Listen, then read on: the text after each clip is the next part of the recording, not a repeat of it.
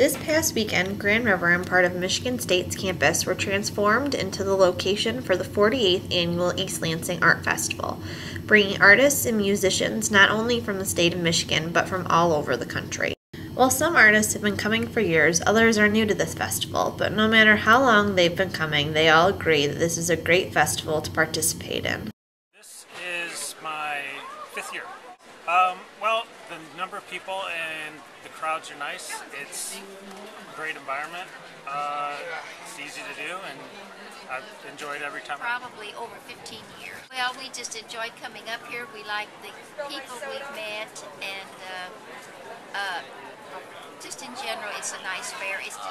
As you can look out there, fairly good crowds and good sales.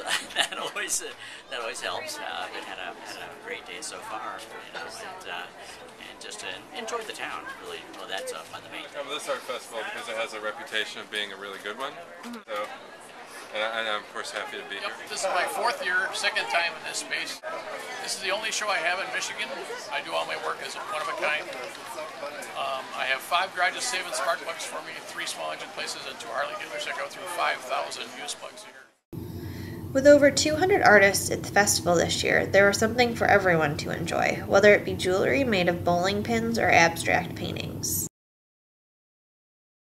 Yeah, most of my pictures are based on photographs I've taken around the state of Michigan, and I convert those into a line drawing, and then from that I use that as a template for cutting individual little pieces of wood from all around the world, different colors and grain patterns, and I put those together to form an image.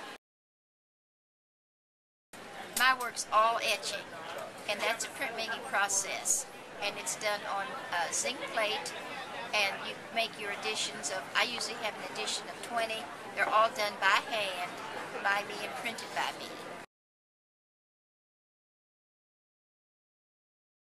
Basically, they're all, almost all of my work is in non-ferrous metals, or it's in aluminum, stainless steel, copper, brass.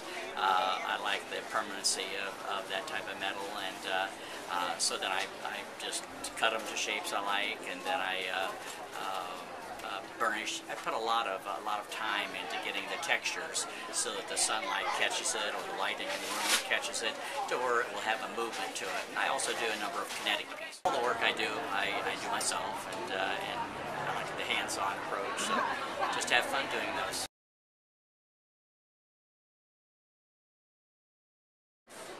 How did I come up with the idea? I've been a bowler my whole life, and so I have accumulated a lifetime's worth of bowling balls, as have most of my friends. It seemed pretty, looking at all these pretty bowling balls, most of my life, I had some time on my hands, and I always kind of thought that they'd make cool jewelry, or they look like semi-precious stones. I have a big circular cutting tool, and I attach to an electric motor, and a table, and I just cut the balls into eighths pretty easily.